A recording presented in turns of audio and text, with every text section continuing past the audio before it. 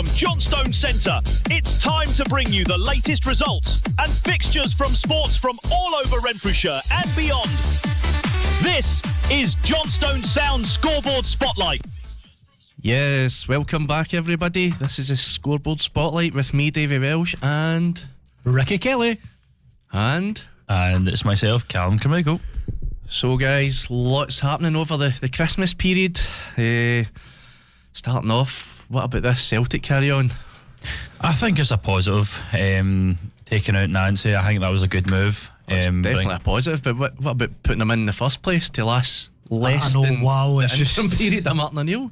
It's Celtic. It would be so different for Celtic right now. It just shows you Martin O'Neill back again that Celtic perform completely different, and Nancy should never have been brought in until at least now, without a doubt. Everybody thinks the same thing anyway, but it's like just wow.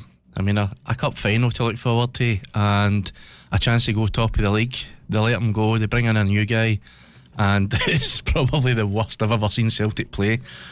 To lose the cup final, now all of a sudden you're third in the table, it's ridiculous. And obviously heads have rolled for it. Lawwell's away, who else was it? Tisdale's away. They're wanting Nicholson out, they're wanting Desmond out, they're just wanting a clear out because of it all. It's an absolute shambles, and still they've not signed a striker or any player worth talking about yet. Yeah, I just find it fascinating.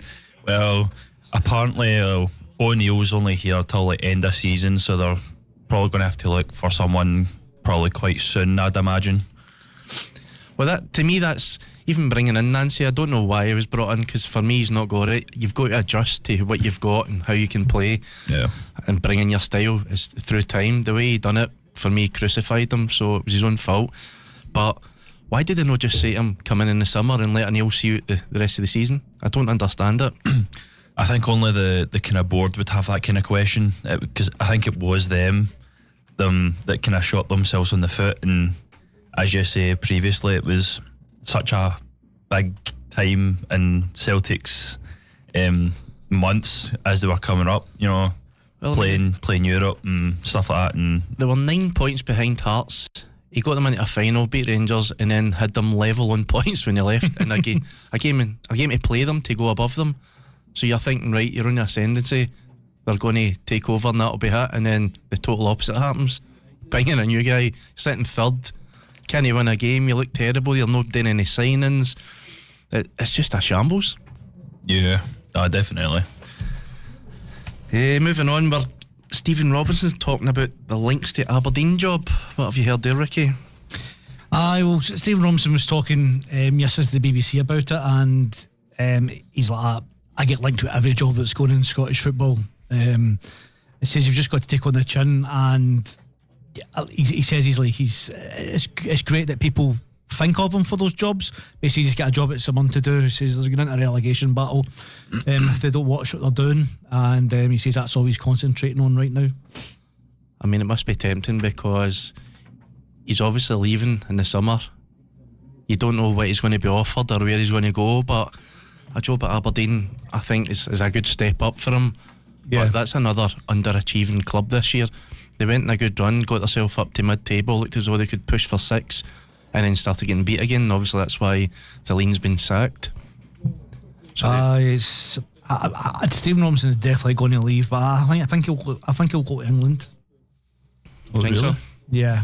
It depends who wants you, but that's the thing. It's alright saying we can see he's good enough, maybe he could go to England, but who's doing theirs saying that? They know what to think about Scottish football, so Nah, I think he's definitely on the radar. Think so? Yeah. So on to the weekend. Well, we've got St Mirren highlights. St Mirren Football Club have to confirm they're active in their option to recall Ushon Smith from Partick Thistle. The Northern Irish midfielder joined the Jags on a temporary deal in September and went on to make 18 appearances, scoring twice during his spell in Maryhill. What do you think, Callum? Sorry, what was that? Sorry, I just went away for the desk as well. Talking to myself here. St Mirren recalling Ushon Smith for Partick Thistle after a spell with them. I believe he's playing tonight, is he not? I'm going to have a wee look. I think he might on the lineup. I'll have a wee nosy myself. Right, well, there's been a red card, by the way, in Already? the Hearts game, just where I was looking at that, by the way. The 15th minute. Hearts, Benny. Aye, it's Hearts, aye. 15 minutes. Oof, that could throw a span on the works. Right, while he's looking, I'm going to play the Stephen Robinson interview for you. So let's see if we can get that on.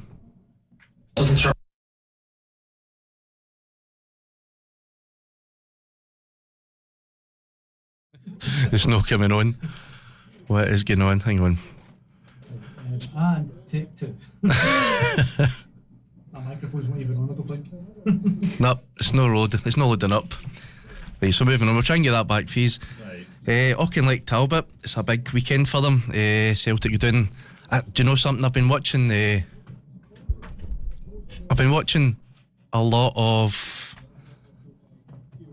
They're trying to tell me something. What is it? A microphone's not on. Oh, aye. They're giving me the twos up because I've not put the microphones up. Aye, so He's not on either. You're not getting on. Problems with technical difficulties, folks.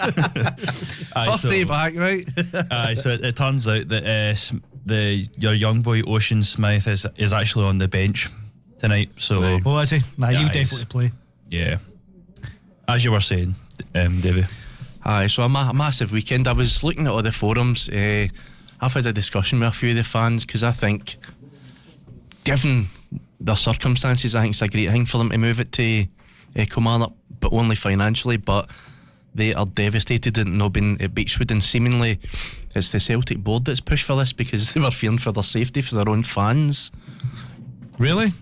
Well, that's the kind of thing I'm hearing out. The Celtic board weren't happy with the safety aspects because there's no protection, and they couldn't guarantee them protection from fans. So that was one of the factors to push it to Kilmarnock, because they've hosted other big teams, so there's a big uproar because they're not getting to play at home, which I can understand because it's all about the what do you call it, the thing with the cup, romance of the cup, as I say. Yeah, So I can see the frustration, but financially, I mean, it's going to be like 3 times the amount, or even more. I think it's like 360,000 just from ticket sales alone. I know I know it's probably the wrong attitude to have, but I suppose it's not always about the money. And the chance of hosting Celtic at your home stadium is probably Well, too much for some people. But For me, it's not about the money, but just at this time for that club, I think it is, because they're going to go up to. I mean, it's looking as though they're going to win the league or be thereabouts, right? They're going to be up to the Lowlands League. That's a chance to get up into Division 2. Yeah. So you need financial backing. You need to upgrade the stadium. You need, better players in. So this time, I think it makes sense for them. I wouldn't agree with any other time, but I can see the arguments for both sides. It's 1-0 to St Mirren, by the way. Oh, nice one. what's that? Cool. So I don't know if that's a sending off and a penalty or what, but With Hearts getting a red card, I was hoping kind of someone would kind of come back a little bit. I don't have it updated here yet. Nah, neither have I. See what you were saying about obviously the money for Auchinleck. yeah. We're going to come to it later, but you'll see on my sheet that I want to mention Beef Juniors. They're switching on their floodlights on Friday. Aye, that's right. Obviously, that's setting up for the Lowland League. Yeah. Hopefully, they get through to it. That's one of the things that they need. And the Scotland manager Steve Clark is switching the lights on. He's a former Beef player, apparently. Aye, Yeah, that's right. Yeah. I was just reading that there, aye. Well, that'll be a good day, but see, it's a big financial gamble, innit? It's like when they come up to the Premiership or the smaller teams, when they had to put the underground heating on. Yeah. If you get relegated a year later, I think it was back then when they started that, it was like 200,000 to get your underground heating put in. So it's a massive financial gamble for these teams, isn't it? Especially if they don't get up. The floodlights will always be a useful thing, though, for any club, doesn't matter which level. Definitely, I mean, but you think back to like the 80s, everywhere had floodlights and they took them all away for some reason. Obviously, they floodlights when they serve the purpose these days, but it just shows you there must be like a financial strain to run them. Of course, yeah. Big, powerful lights. Yeah. Expensive. I do think it'll be a really great time for any of these fans that are in the Premier Division in the west of Scotland, because every team will be pushing on for like this, that, the next thing to get what they need essentially for like the Lowland League, as well as try to gain points from the 8th upwards. So I think it'll be quite an interesting season for like these punters. I mean, if it was me and Clydebank if they didn't go up last year, I think I'd be quite excited to see how this year would have been. Just to say sorry, the goal's been chopped off for St Mirren. I was going to say it's never came up, and I just put the St Mirren game on the screen there, but that's a shame. Sorry, what you saying, Colin? So I just think it would be an absolute great time to be a fan in the west of Scotland at this moment in time. There's also that thing, mate, it's no 8 teams guaranteed, is it? No, I don't think so. You've got to be in the position to go up. So see if you're in 11th position, you'll stay where you are. So say 8 teams who have got the licence to go up would go up, but right. Say 5 of those teams had the licence, so only 5 of them would go up. So then the Lowland League will start with less teams. That's weird, isn't it? I just read the rules the other day there. That's definitely right. So that's putting a lot of financial strain on every team in the West of Scotland that can get a chance. So if you've got the licence, you have to be in the top 8. No questions. 9 and you're not through. So that'll be why everybody's rushing to get all these things done then. There's a good addition coming either this year or next year. I can't remember what I read it from, but it was your professionals like the SFA have invited clubs from like Lowland League and below to participate in the Challenge Cup and the League Cup from like your SPFL, which I thought was quite interesting because it actually gives again the Premier Division a chance if they do go up into Lowland League. Granted, they'll still get invited, but for the Premier as well, I think it'll be quite good for the teams that aren't in the Lowland League or SPFL to still get the chance to participate in a big event. Yeah, definitely. It sounds quite good. Seems to be quite a lot of kind of sensible things happening just now. It's unusual. Aye, sensible and Scottish football don't go together. I take it you know there's like the new Lowland League West and the Lowland League East. They still have one guest spot. They'll still have the Hearts B and the Celtic B. Right, okay. Did you know that? No, I didn't know that. I kind of assume so, but it's no for me. I think they should be taking them out and a reserve league started again. I just think it's no getting the players anywhere.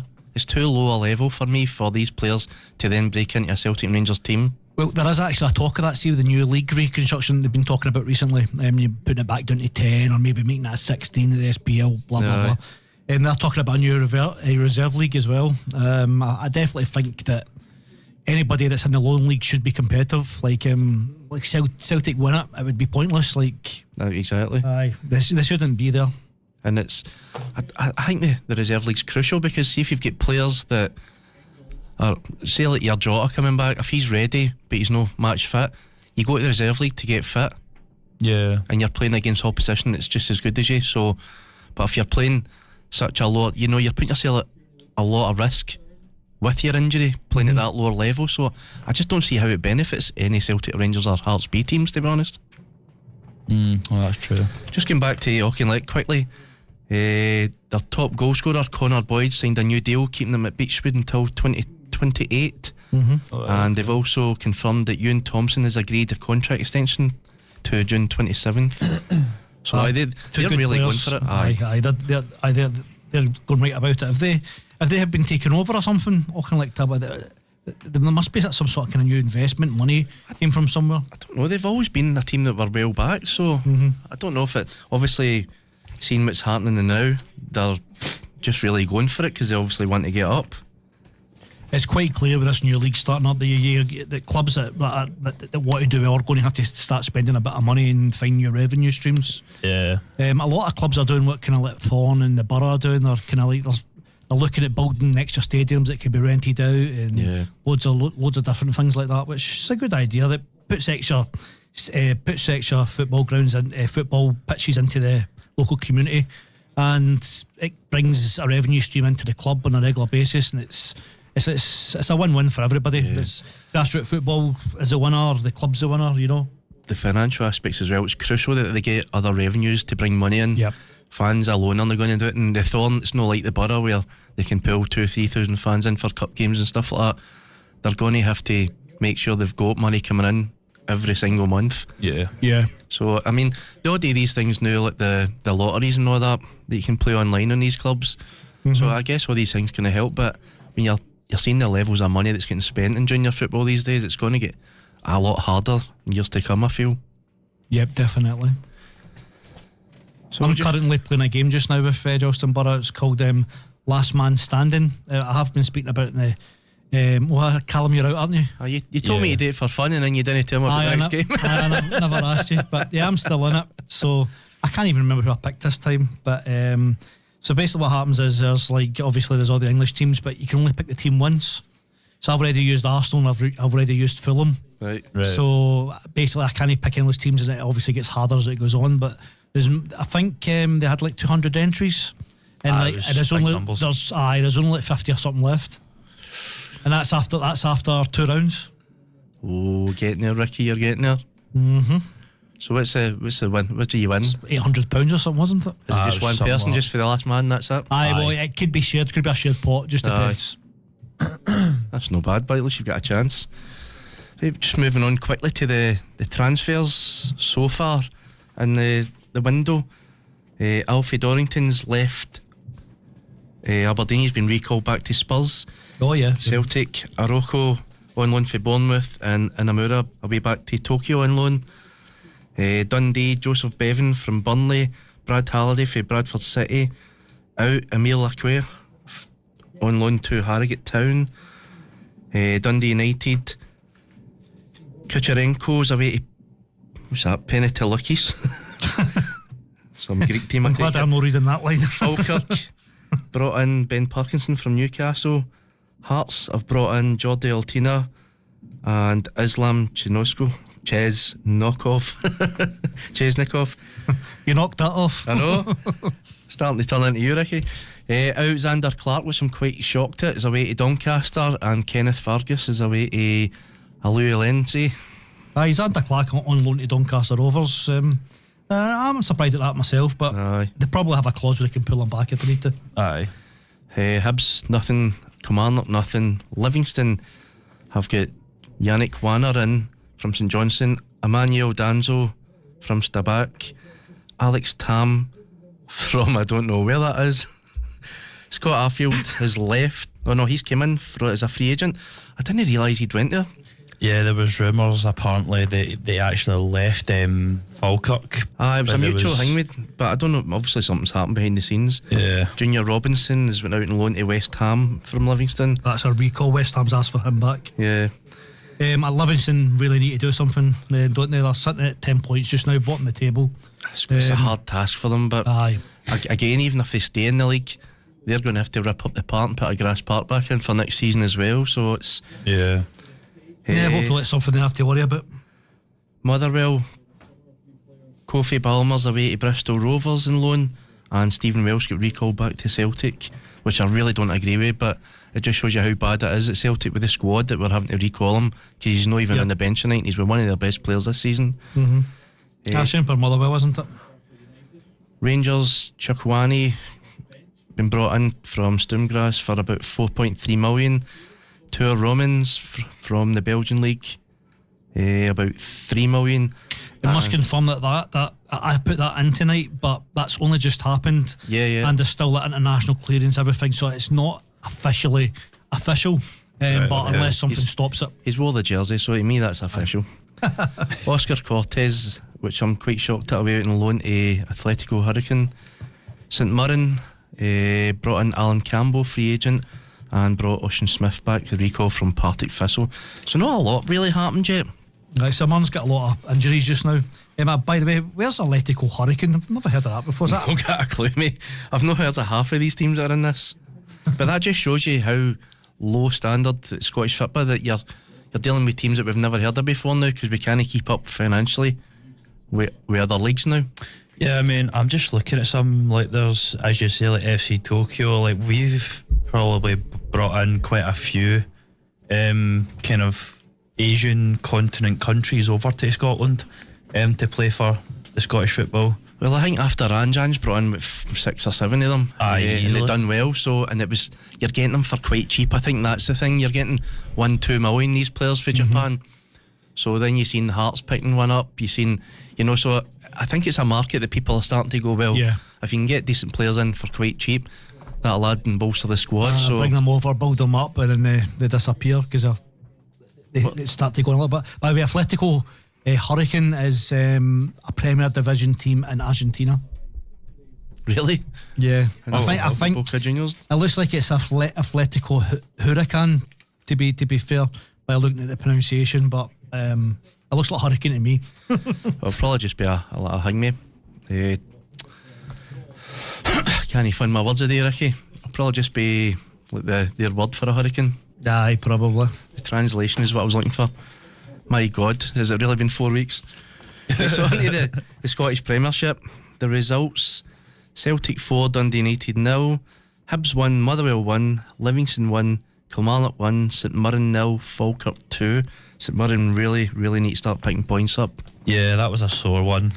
Despite it was at home, I just feel like, considering like St Mirren, they've been a bit inconsistent, I would think, kind of falling down the table. But again, Falkirk, we've got to give them credit, because again, they were just a freshly promoted team, and to be fair, they're holding their own. They've done really well, and do you know, we're watching the Celtic and Falkirk game now, and Falkirk have had the best chances in this game. They just seem to be quite a solid team this year. I think That's a second disallowed goal for St Mirren. is it?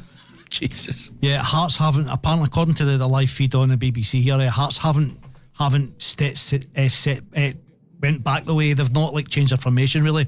They're still coming forward, but St Mirren seem to be kind of doing slightly better than Hearts. But obviously that's St Mirren got 2 goals in now and been disallowed, so both offside. So it looks like St Mirren are certainly giving up a good fight.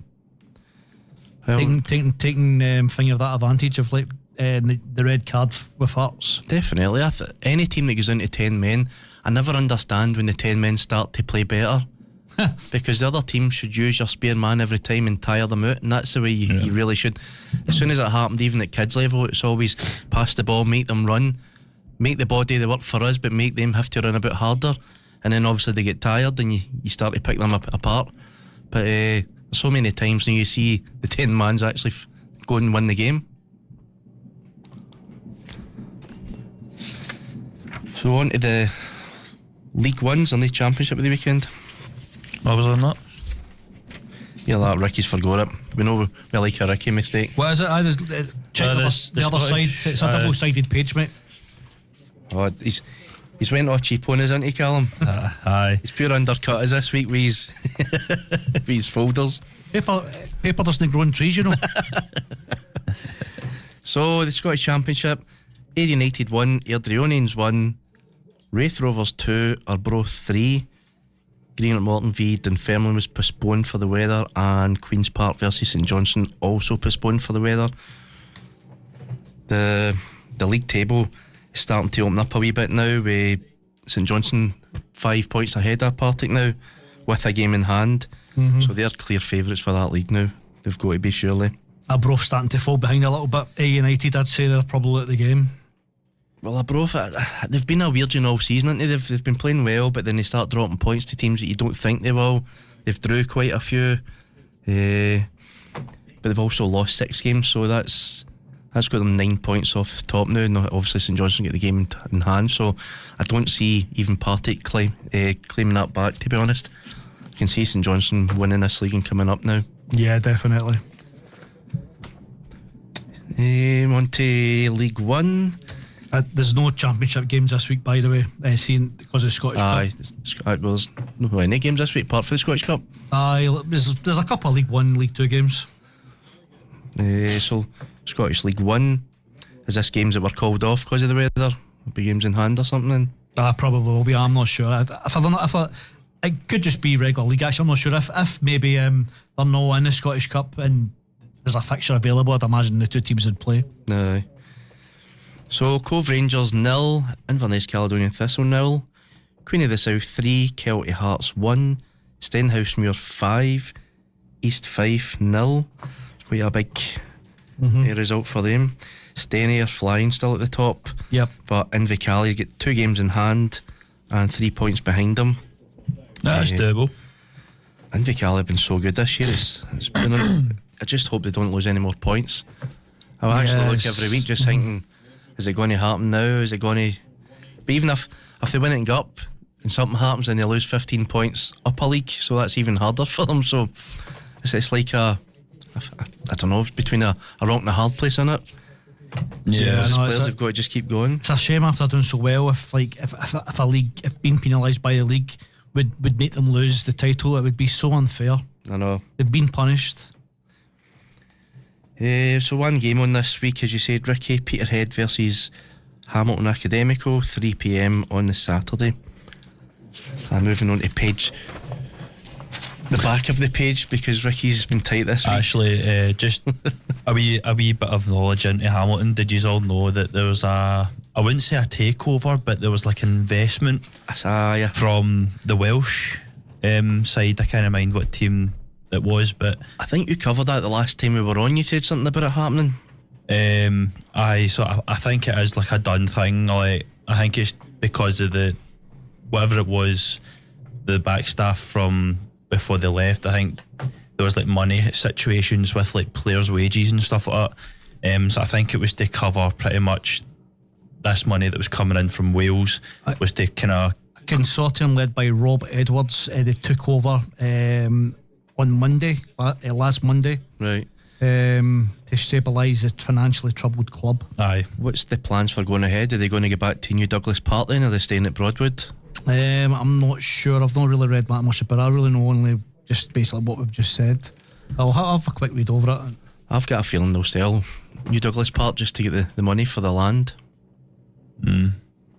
It's still good to see them still going, to be fair, because I would have hated it to have crumbled just the way it was, and just kind of. No, Rangers would have to change their song. Dundee Hamilton.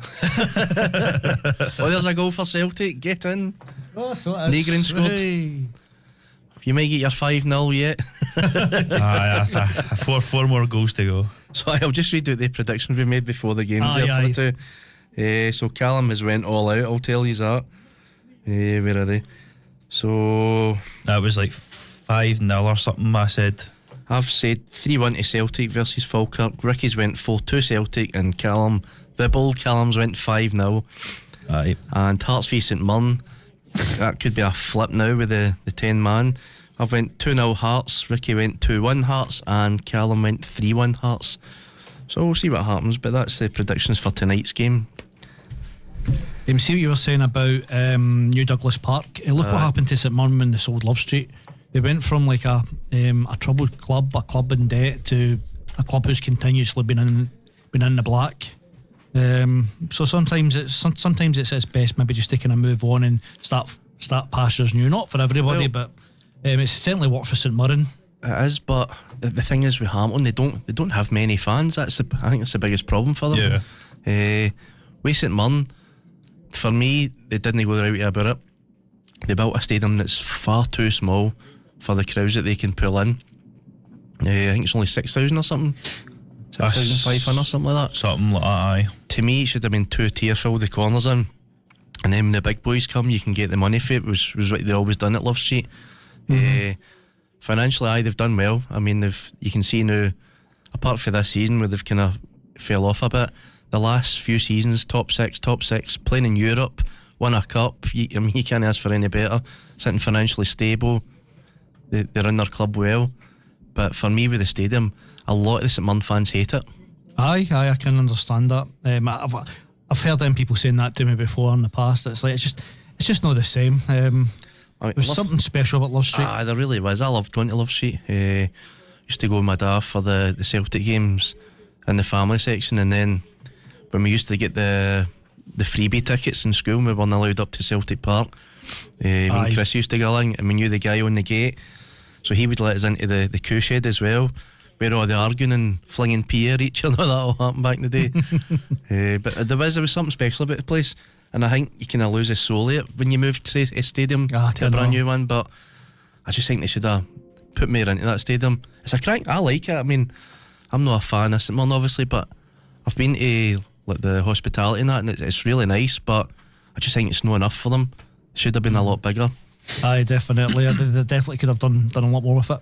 See, we were talking about New Douglas Park there, coming back to that. According to what I'm reading online, Hamilton Accies don't actually own New Douglas Park. Did you know that? No, I didn't know that. No, they don't own it. They're actually trying to buy it. But Right. they're playing in Broadwood Stadium just now because of an argument over rent, disputes about part ownership. So they've been playing in Broadwood Stadium since 2025. Last year, I don't know when that happened. But the club have never owned New Douglas Park outright. It remains owned by the previous owner, Colin McGowan, S-Crest Limited. And Accies have been trying to buy it for years without sealing a deal. So it's a bit like what happened with the Borough. Would you call them? We used to own them. When they sell the stadium to them and all that crap. No, that was all eventually sorted out, wasn't it? Aye, eventually, but I think it took a while. So I've just jumped on to Scottish League 2 results. Ricky will not be happy about this. Edinburgh City 1, Stirling Albion 4, Forfar Athletic 2, Stranraer 2, Annan versus Elgin postponed, Dumbarton v Clyde postponed, and East Kilbride v Spartans was postponed. Sorry, I'm missing a joke. How am I not happy? Because you've got Edinburgh City and you've already lost 15 points. I've got Edinburgh City down to win the league this year. They're currently sitting 10th.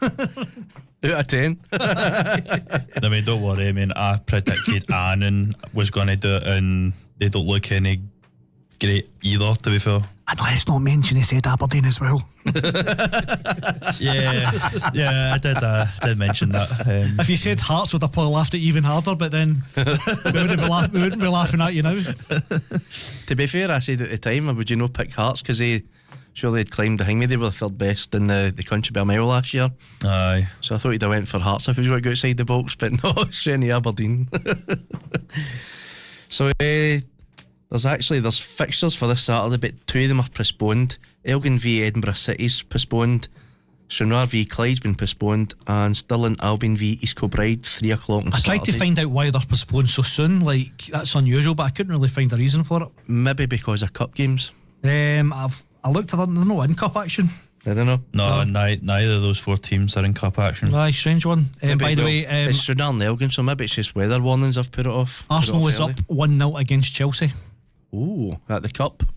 Yeah, the semi-finals, Aye. the League Cup. So that's the first leg, isn't it? So Scottish League 2, we've done that. Yeah. Right, so that says basically the professional leagues. How do you see the league going now? What's your thoughts on it after everything that's happened this season? Spartans are still top at 37 points. No, I mean the Premier, Ricky, come on now. Wait, I want to talk about League 2. For it's worth, I still think Spartans will win it.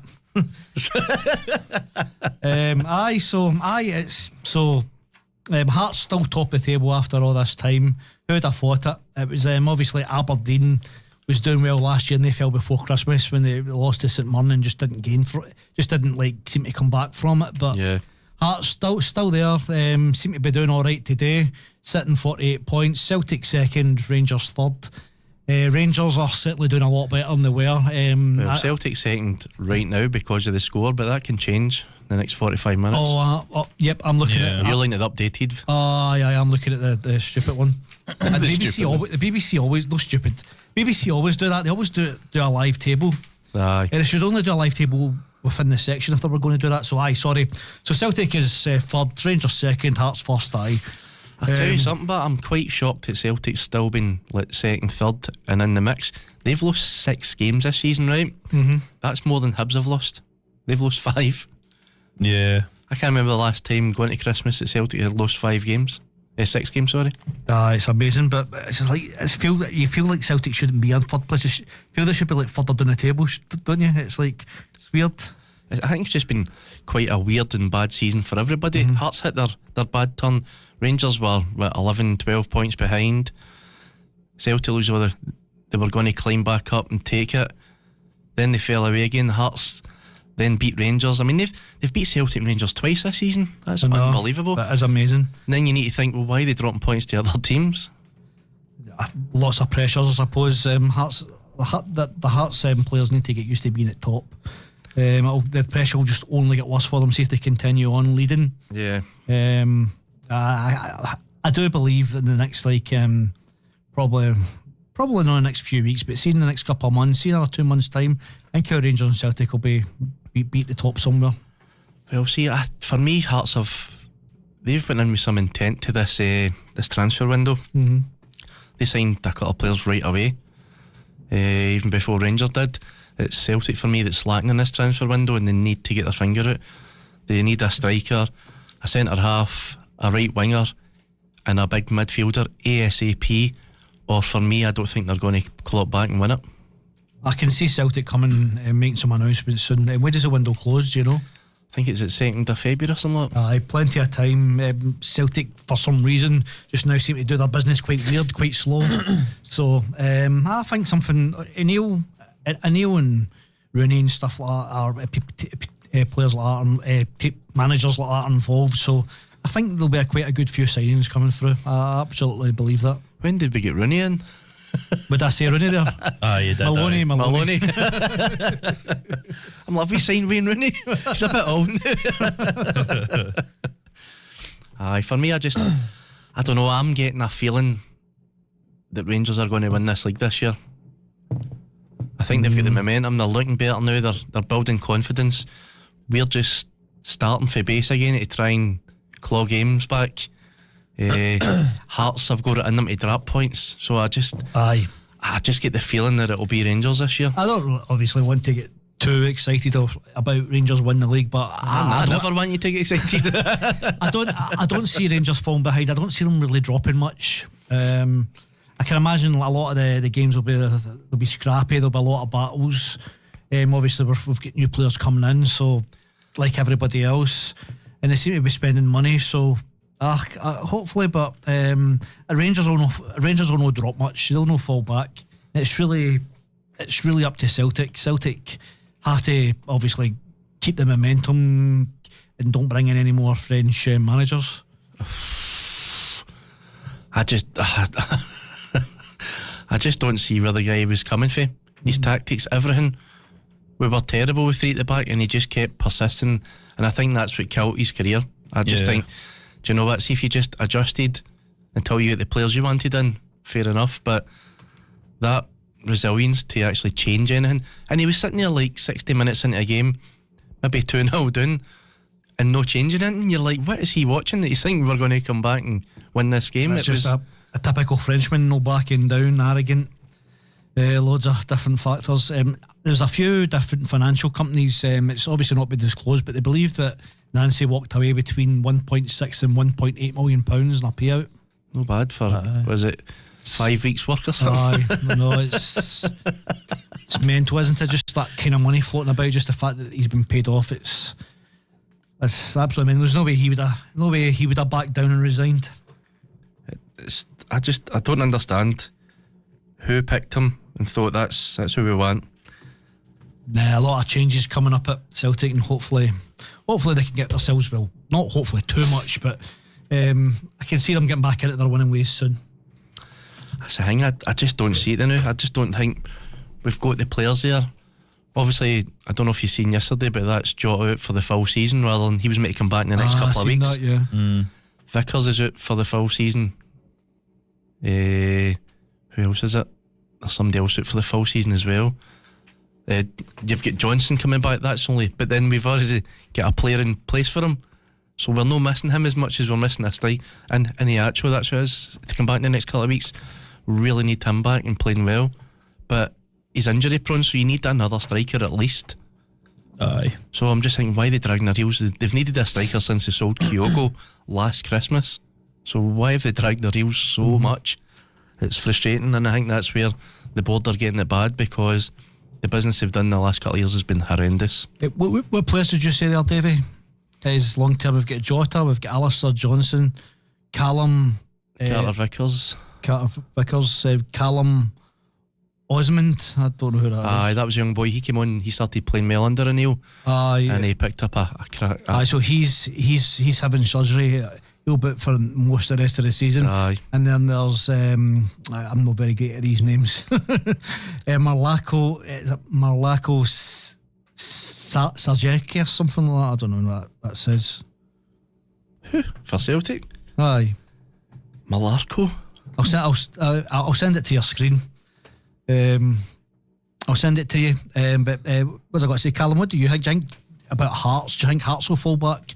You've not really said much on it. Do you think they're going to fall back, or do you think they'll still be up there with about 5 or 6 games to go? Do you mean Sirachi? What did I say? The fullback? He's picked up a hamstring. He's on loan, so he's getting back. So Sirachi, what did I say? I don't know. Sakachi or something. Aye. Hitachi, you're looking at the tellies, To answer your question, Ricky, Derek McInnes, he's a strong guy, a lot of character. I think he'll stay potentially in the top 3, definitely. But for this year, I think my top 3 to potentially push for title would either be Hearts, Rangers, and potentially Celtic. I think there was like a few potential names, like Rangers getting Rangers going for title, which is actually believable because Danny Rowe, he's got really good experience internationally. Not playing for Germany, but he's been like an assistant coach time and time again for Germany, as well as doing kind of Bundesliga football as well. So he's got a bit of knowledge, and as we know, like O'Neill, he's got a bit of good knowledge behind them as well. So it's like a 3-way rodeo, I think, between the 3 clubs. Definitely. And you'll say to yourself, when he's came back in, he's not had a list of names for them to sign, because he's obviously left the club. Aye. So he knows that Hearts and Rangers are well ahead on players that they've targeted, wanting to sign. And I'm seeing players pop up every single day now for Celtic, but it's always they've contacted, they're talking to them, it's never actually getting it done. And I think it's so frustrating how slow we take to do our business these days. And it's how frustrating it is when you're watching other teams who's gone for this title signing players for fun. There's 3 players in the door, they're ready to go rock and roll, and we're sitting still with a striker. It's so frustrating. That striker is definitely who they need. So who do you think will win it then, Callum? What do you see? I think Rangers will do it. I don't see Derek McInnes holding out until end of season. Maybe, like I said, 2nd or 3rd place, kind of max, really. I don't see him dropping any lower than top 3. I don't think. In other terms, I think for Aberdeen, despite their really bad start for like half of the season, to kind of somewhat be in the middle of the league table, it's been not the worst, but yeah, it's not been the greatest either. They've just kind of scraped points, really. They've still got a lot of time to get up in the top 6, but they're currently 5 points behind Falkirk. Yeah. Falkirk obviously playing the night. If they don't win the night, they're 5 points behind, same amount of games played. So it's not impossible. Aye. I think if you get the right guy in and hit the ground running, they'll climb into that top 6, no bother. The other team that everybody's been talking about been doing well, when we're talking about Aberdeen not doing great, Dundee United are on 25 points as well, and they're supposedly having a decent season. What has happened to them? Aye, that's true. You know, they've drawn 10 games and lost 7. That's a phenomenal amount of games to be drawn into. Yeah, exactly. As well as like Motherwell, they've had quite a bit of a decent season as well, and then as we're touching on, they've had 10 draws, 3 defeats. So I mean, they've been a wee bit up and down, but they've been playing really good football and just not finishing teams off. Apart from Celtic under Nancy. But I seen somebody the other day when the team sheet came out, it said Schmeichel in goals, and somebody says, is it his dad? Because Peter there, he's on the telly now, he's at the game. Is his boy, even him, he's been rotten for us for the last maybe 12, 13 games, apart from under O'Neill. It's so weird how certain players will come into form for certain managers. I could truthfully say since the qualifying for like the World Cup when he was playing for Denmark, I think since then he's just completely folded. Aye. He's not been the same since Scotland put him to the sword. pretty much. Aye. I'm so glad they did that night, but what a night. Oh, what a night. So any's got plans for the World Cup yet? I'll be definitely watching it in the house. Well, all three of them. I'm going to be in the Canary Islands. So I'll need to find a Scottish bar or something that's open at 2 a.m. It's going to be weird, isn't it, watching these games? It's so late. To be fair, I can honestly say I don't think Brazil will be our hardest game. I'm looking at the African. Haiti will be hard.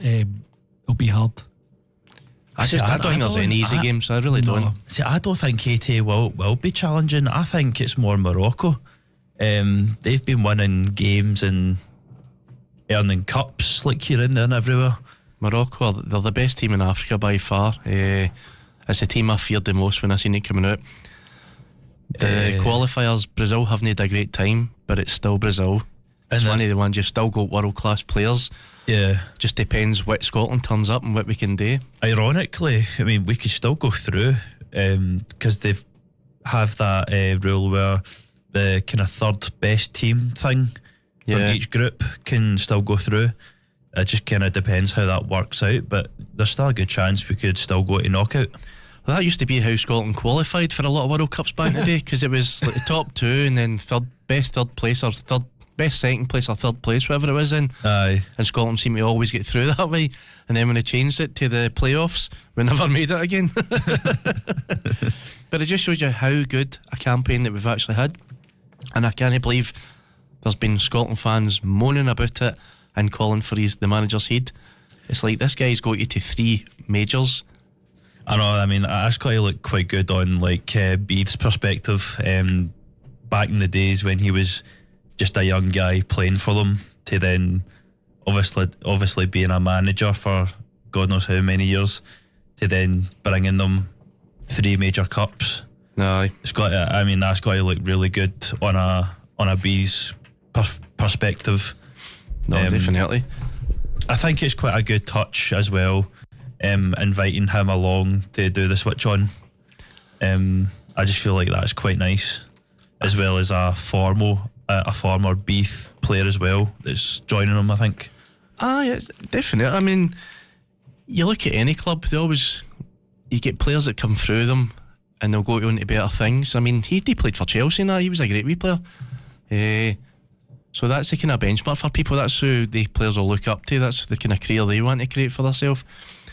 Just for me, juniors now, it's so weird. I think back to the 80s, 90s, junior football was like a stepping stone into professional football. So like wee Frank McAvenny came through the Borough to St Mirren, to Celtic, to West Ham, but you don't get that stepping stone anymore, it seems to be. Seems to be that the scouts just avoid junior football and go abroad now. We've just had a bit of news in the Falkirk game. Apparently that John Beaton's hurt himself. Hey! So the fourth officials had to step in. Sean Murdoch. Substitution. Cheating Beaton's been injured. Cheating Beaton. I've not heard that before, actually. Oh God. That's just literally happened like 2 minutes ago. Cheating Beaton. There we go, wow. Yeah. So Ricky, I'm looking for you to see if you can load something up. I want to play this interview before we go to the break. With Stephen Robson. Aye. It's sitting here but I can't get it to reload. So Ricky's going to work his magic. The technical support. What do you think? A Heartsend, do you think that they've got the capacity to actually challenge right to the death, Callum? I think they could, yeah. There's no danger to see why they wouldn't. The season they've had, it's been incredible. I've never really seen Hearts that high at this kind of stage of the season ever, to be fair. But do you not think it's a mixture of not just them being good this season, but Celtic and Rangers been awful starting halfway? Oh yeah, definitely. I've always thought, like, considering this year there's been really good kind of revamps, like the League Cup when Celtic were playing. Was it Celtic that played? Can't I think who it was again? St Mirren, that's who it was. And St Mirren won that. Normally that was your Celtic or Rangers kind of final that, but it was good to see St Mirren winning that. And then potentially by the end of the season you're maybe looking at maybe Hearts, depending on how things go. But I think it'll be really good for these Scottish clubs to put a name for themselves instead of Celtic and Rangers all the time. Well, to me, I think if the recruitment's right for Hearts, they will go the full way, but they need to be more consistent than they were in the first half, even though that sounds mad considering they've been top for most of it, but they really need to keep it up. But listen, we're going to go to we've managed to get the interview in, so I'm going to play the Steve Robinson interviews for you, alright? Doesn't turn my head off. I think I've been linked with every job in Scotland, England, Ireland, none in America yet, but no, look, I've been in the game a long time now, so you just get used to it. You get used to getting linked with stuff. It's credit to the players. I've got a big enough job to concentrate on Tuesday night than concentrate on anybody else. And what you also have to remember is somebody's lost their job, which is horrible. It's a horrible industry. And so it's certainly not for me to talk about anybody else's job. There we go. He's always well spoken, isn't he? I quite like him. I like him as well. Sometimes I'm out quite early on a Sunday morning. I see him jogging about Paisley. Are you stalking him, Ricky? You stalking him? No, I see him like I don't know who the other person is with him. I think he's like an assistant manager or something. Right. I'm not sure. I don't know what his coaching team look like, but I'm presuming it is something like that because he's a kind of older man as well, sort of thing, like kind of same age group. Right. I wish him well. I mean, I hope he finishes the season with St Mirren, gets him out of the relegation zone, and then goes on to a better job, to be honest. I've really rated him at St Mirren. I think he's done a tremendous job, probably better than anybody since Sir Alex, to be honest. That's a long time ago. And even at that, he gets sacked. I know. Whoops a daisy. So then you go back to Alec Miller, aren't you? That's probably their most successful with winning the Scottish Cup. I was going to say aye, the Scottish Cup winner. See, before we move on for the adverts for the second half, can we quickly talk about the Aberdeen candidates? Aye, go for it. Well, I'm not very great with pronouncing names here, so maybe want to take over here, but currently the main favourite is Marcus Gistel. He's a German coach, and he's been spotted. He's been spotted in London. Out running at Paisley, jogging Sunday morning. Well, he's been spotted in London, so but there's also been Aberdeen director spotted in London as well, separate occasions, so people are putting two together. Aye. The manager has been asked, the coach was asked about it, and he said he's always looking for new opportunities, but he wouldn't tie himself into that he is talking to Aberdeen, but there seems to be a lot of rumours going about. Obviously people are leaking stuff and things, so he's the bookie's favourite. Second is Jens Askew. Who's manager? How do you say that name? I think it's Askew. He's a current Motherwell manager. He's a strong contender, and along with the St Mirren managers, we're talking about Stephen Robson. Yeah. Scott Brown is also in the mix. Oof. He's at Ayr United just now. He would be quite popular for that role. I think he would go for that if he was offered it. I can't see him moving halfway through a season, but I don't think he's that kind of person. But money talks, I suppose. I know that was somebody would need to look. I can't see Stephen Robson leaving halfway through the season, relegation battle. He doesn't seem that type of person. No, I can't see it, but you don't know. You might get told you'll get financially backed. You've got a chance to challenge next year, all the rest of it. Yeah. You don't know what to tell them. There's still time to come into Aberdeen, and you've still got that transfer window. You know, I don't know what Aberdeen's money's like, but I'd imagine it's probably better than St Mirren's. Well, I was going to say it'll probably be about 10 times the amount of St Mirren's. St Mirren don't have a big budget, that's the thing, so that tells you how good it's actually been. There's also floating about with the bookies, and his name seems to pop up quite a lot, Wayne Rooney. He's never done well managing yet. He's been a terrible manager. No, he's definitely not coming, but I wouldn't think so. But he is on the bookies lists, all the major bookies. Aye. And Uwe Rosler, is it? Another German. Aye, Uwe Rosler, forgot about him. He is actually just above Wayne Rooney in the mix. But yeah, he's been mentioned as well. But yeah, Marcus seems to be the most popular kind of name being put about just now. No. Well, we'll soon find out. Well, it'll be interesting to see, because I think Aberdeen have got a chance to climb that table, and they'll be looking for European football, no doubt about it. They'll be wanting top 4. Hibs for me as well. I think Hibs are still there and thereabouts. I think they'll still stay ways all the way. Who? Hibs. Aye, Hibs and Motherwell. I think when it splits to the top 6, I think you're going to have you definitely obviously have Hearts, Rangers and Celtic, Motherwell, Hibs, and it could be maybe Falkirk, Dundee United, even Aberdeen could come up by that point. It's hard to tell, but yeah, definitely Hibs will be there, I think. Aye. There's a lot of teams playing well this year. That's it. There's a difference. But I'm really enjoying the league this year. It's just so different. It's obviously both our teams were playing bad at the start. We had bad managers, but this second half is going to be a lot better. And everybody's still in the mix. Celtic could win it. Rangers could win it. Hearts technically could still win it too. No, that's it. Well, that's all we've got time for this half. So we'll be back in the second half with Callum perking up for the Lowland League. Oh yes, definitely.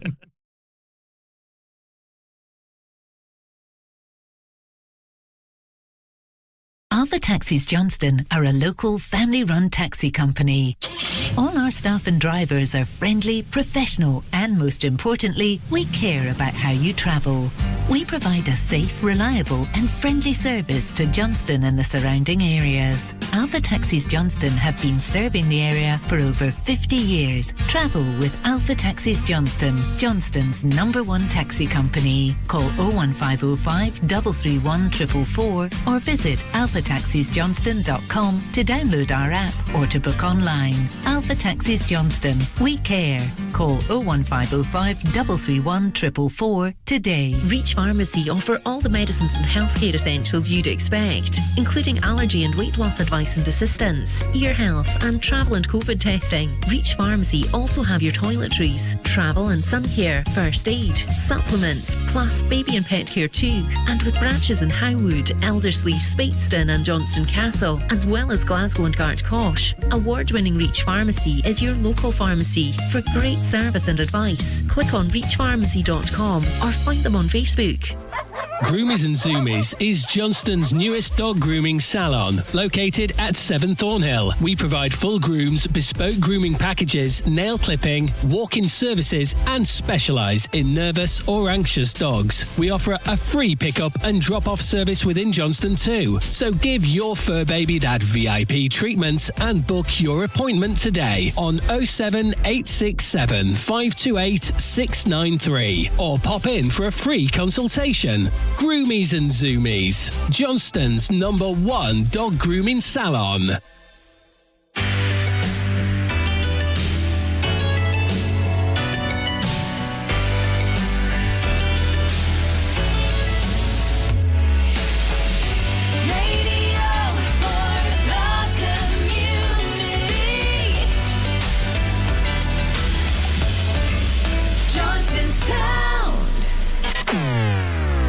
This is Johnstone Sound. Love a good movie soundtrack? Tune into the Soundtrack Show every Wednesday morning at 11 a.m. for 1 hour of TV show and movie soundtrack music with me, Amanda T.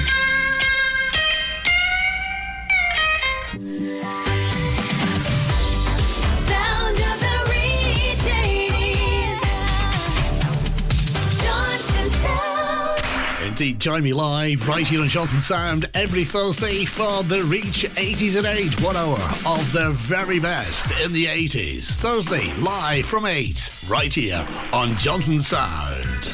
Reach Pharmacy, proud sponsors of Thursday Night 80s at 8 with Alex Kerr.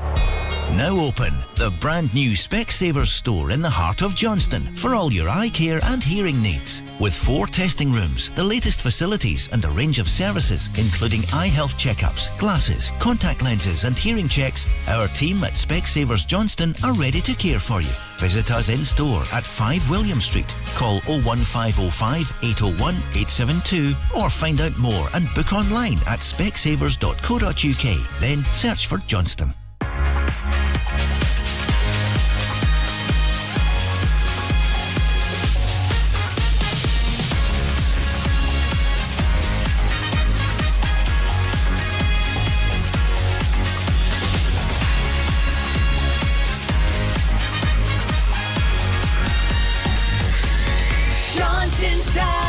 Coming live from Johnstone Centre, it's time to bring you the latest results and fixtures from sports from all over Renfrewshire and beyond.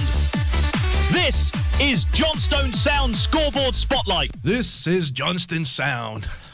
Right, Callum, I'll let you take it away with the Lowland Leagues. We know you love it. Aye. Need a jingle for that. The Lowland League With Callum. sponsored by Clydebank FC. Hang on, he's still climbing the walls. I mean, I'm not getting too excited just yet because it's still early days in the season, but we're still sitting first. Come on, let it go. You're 4 points ahead, Callum. Yeah, well, to be fair, we do have we've got 5 home games remaining, to be fair, and they're not really easy ones because we've still got Bonnyrigg, I think we've still got Trinent, and I think we've still got a few other tough ties as well at home. To be fair, Callum, at this point in the league, there is no easy games, especially when you're leading the league. Aye. I was about to say, like, other half, like Bonnyrigg Rose, they've got a more kind of ease into the kind of run-in with their games. Oh, he's getting the excuses out already, Ricky. No, I don't really agree with Callum there. It's like a lot of the big teams kind of risk losing points to the wee teams. Yeah, well, I think every game's important. You need to treat like every game like a cup final now for the next time. Well, the teams at the bottom become harder because they're fighting. Exactly, aye. But I don't think MD's going down this year, are they? No. So it'll be a different season. Aye. You know, there's nothing to fight for. So like over the kind of weekend, there was only one game on due to probably weather and etc. So like Bonnish United 1-2-0 against East Stirlingshire. Meanwhile, for the upcoming fixtures, we were supposed to have played Cowdenbeath last week, I think, but it sounds because it was like weather and stuff like that, we moved it a week. So we play Cowdenbeath away at 3 o'clock. Albion Rovers, they'll be at home playing Caledonian Braves. That's a 3 o'clock kick-off. Civil Service Strollers, they'll be playing Berwick Rangers. That's 3 o'clock. And Cumbernauld Colts will play Bonnyrigg Rose. So, like I said, with Bonnyrigg Rose, I'm expecting to maybe see them a win, to be fair, against Cumbernauld Colts at Broadwood.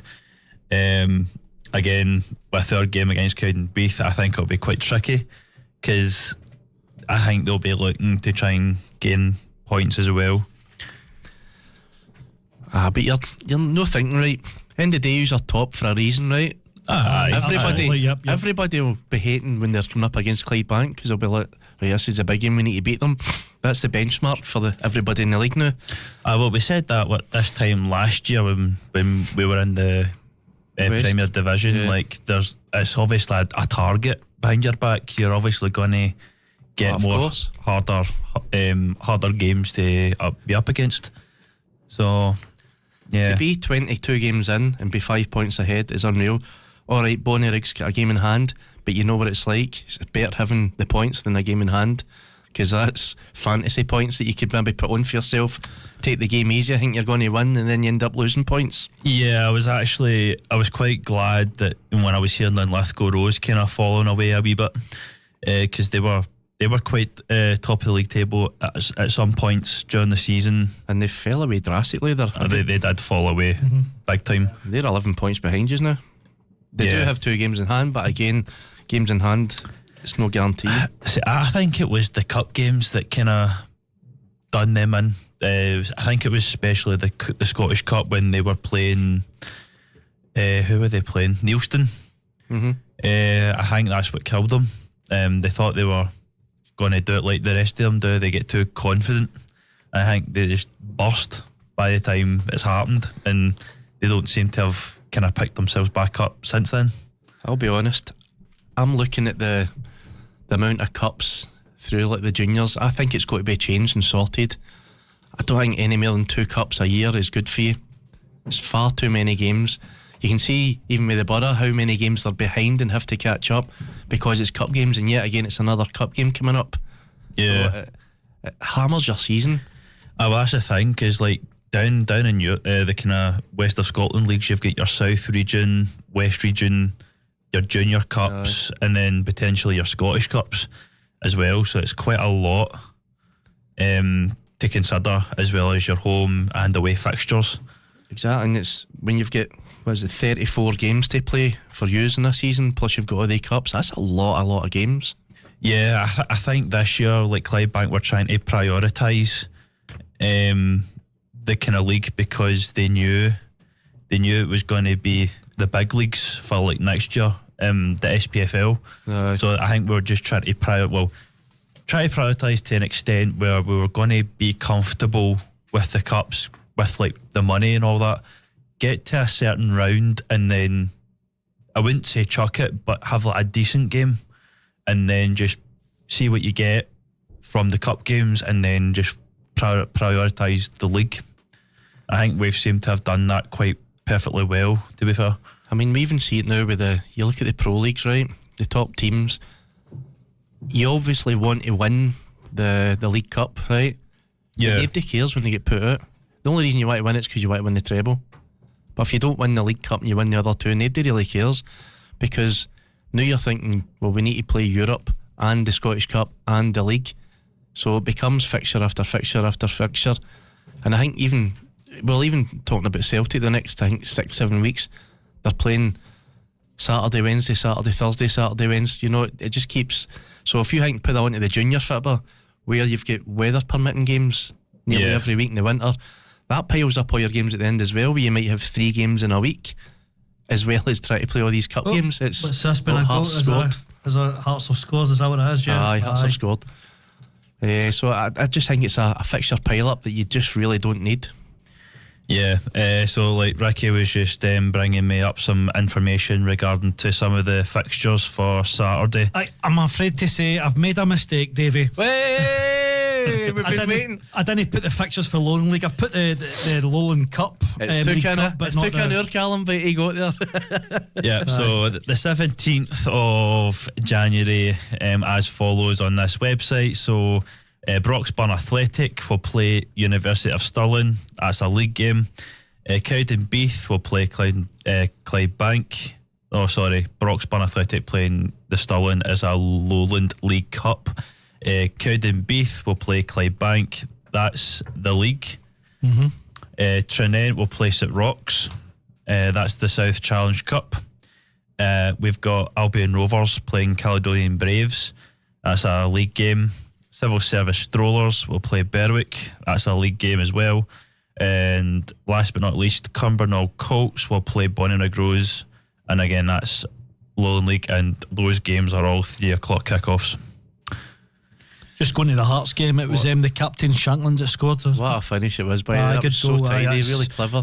Yeah, I guess I say it over and over, but he should definitely feature in the World Cup. He should be coming off the bench a lot, hopefully. Listen, right now I would fling 5 million at him and try and get him for us.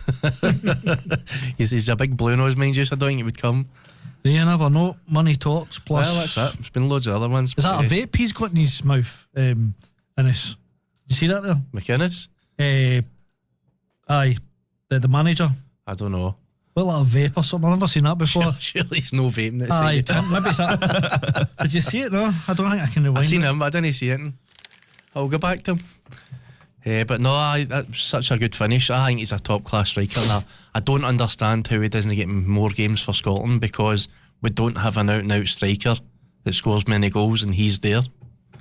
Yeah, no, definitely. They bring him on for 5 minutes, and you're like, you've got Shea Adams running about like a headless chicken for so long. Oh, right, Callum, I'll let you get back to your Ricky ruined you there while you're in your glory. I know, sorry. Oh, that's alright. You may continue with Clydebank. I'm very sorry. See, I just quite find it interesting. Like, the ones that have been promoted are like, you know, the top 5 that were practically junior teams that have just kind of dominated Lowland League. considering Bonnyrigg, like they were League 2, but like Clydebank, Broxburn, Caledonian Braves, Bo'ness, these were all kind of at one point junior teams, and they're all kind of looking to gain SPFL, which is like amazing, to be fair. And I'm feeling quite sorry for Gretna, because they were once like a big team back in the day, and they've just kind of over the years just rapidly kind of disintegrated. But they went through a similar thing to use. The finance, just one of the other guy obviously died, who piled the money into them. Yeah. Got them to Premier, got them into a Scottish Cup final, and then he died, and obviously the finances weren't there anymore. So I think it's important that you try and, as a team, live within your means. Aye.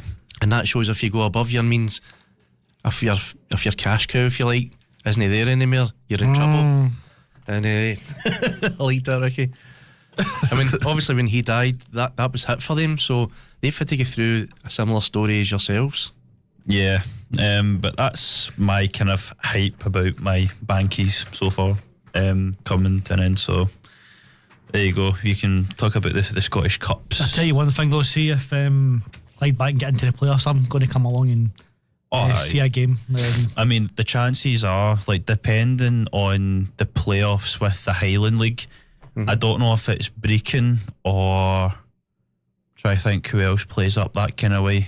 I'm not sure if it's Brecon or potentially Formatine. I'm not sure who's currently league leaders in the Highlands, but we'll be playing them, and I think that'll be a home and away game, and then whoever wins those two, well, whoever wins that kind of game will then play the relegation playoff spot in League 2, which is probably going to be looking like Edinburgh City at the moment, but subject to change, I don't know. But yeah, I'll definitely be there for the occasion. Definitely, that sounds good. And Clydebank, they've with the Labour Party, there was some sort of a councillor that's invested money. I think it was 1.5 million or something. I seen that actually, yeah. For the ground to get redeveloped. So I mean, that'll be quite good as well. Once that's in place and fully up to scratch, they'll be bringing into the modern world, where we'll be bringing buy a brick wall, which is quite good, because that then goes towards a bronze licence. Do you have a price for the brick yet? Has it been announced? Yes, so the buy a brick for Clydebank's £100 per brick, so which is, I thought, not too bad. It's, you think you and your dad would do it? Aye, I've thought about it now and again to buy one myself, but yeah. Is there any kind of guarantee how long it lasts? Is it? I'm not sure. No, I'm not actually sure about that. But if there is like a deadline or something, I would obviously buy it before then, as well as my dad, and then. That sounds good. I'd imagine it'd be a good few decades anyway. It would last. Arsenal's up 2-0, by the way, against Chelsea. Oof. Really? Aye. But anyway, that's me done for my bit. For my bit. the Bankies bit. Who cares about the rest of junior football? That's the Bankies done. I'm going up the road. I like your commitment, Callum. So the Lowland League's got a League Cup on this week. It's only one fixture with Broxburn Athletic v University of Stirling at 3 p.m.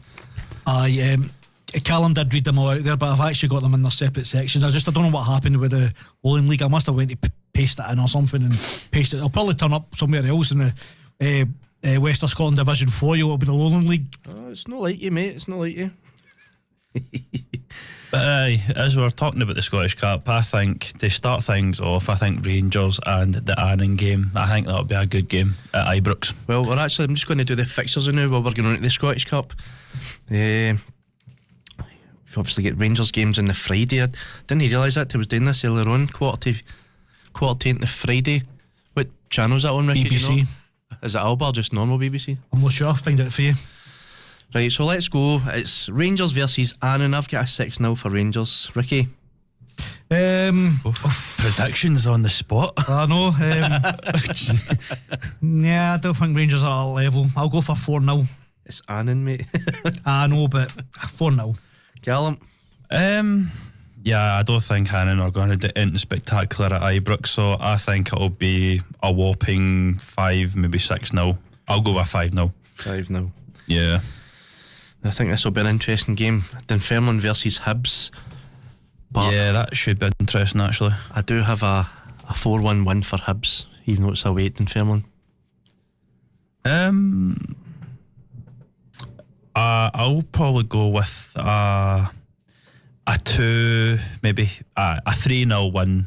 No, actually 3-1. A 3-1 win to Hibs. 3-1. Yeah, 3-1. Ricky. I'll go for 2-0 Hibs. 2-0 Hibs. Nah, that's quite reasonable. Then it's Motherwell versus Ross County. I've got 2-0 Motherwell. 2-0 Motherwell. Aye, I think I'll go with a 3-0 Motherwell. Steny versus Morton. I've went for a 2-1 win for Morton. I'll go the opposite and I'll go for 2-1 Steny. Morton, where's that?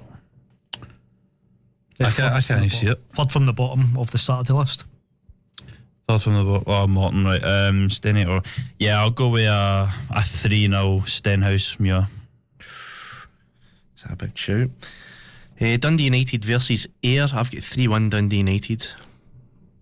I'll go for 2-1. To who? Yes, Dundee United. That would help to know, wouldn't it?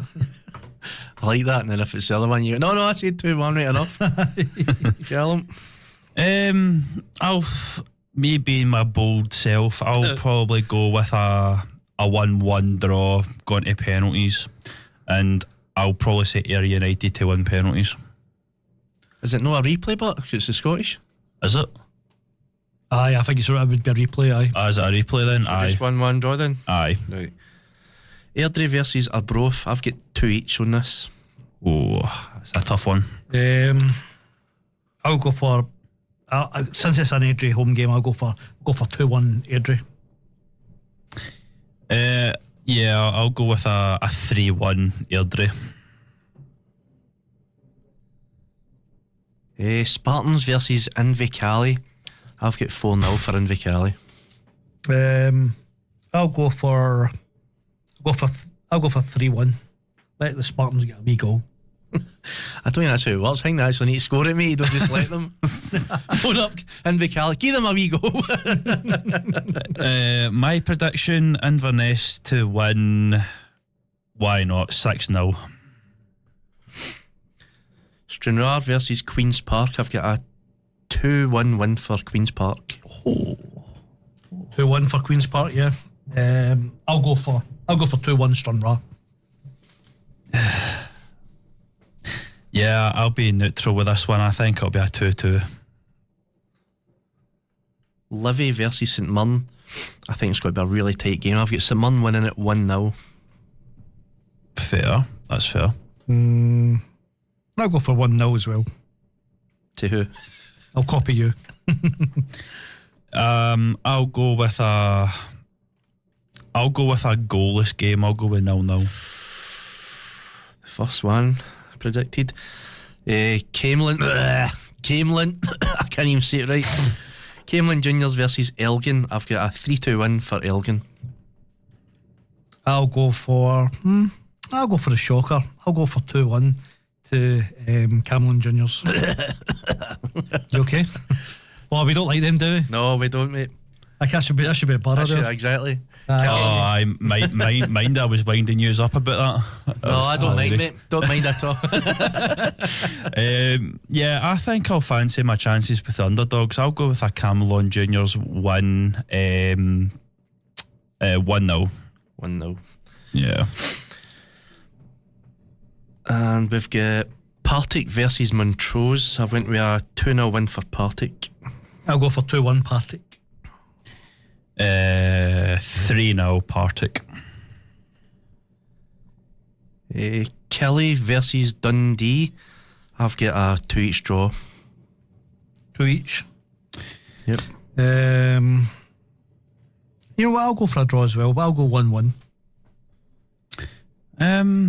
I think since it's at home to Kilmarnock, I think they'll edge it. I think it'll be 1-0 Kilmarnock. Kelty versus Cove Rangers. I think Kelty Hearts will be too much for them. Cove Rangers to win 3-0.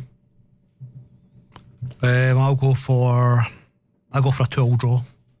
Oof. Kel.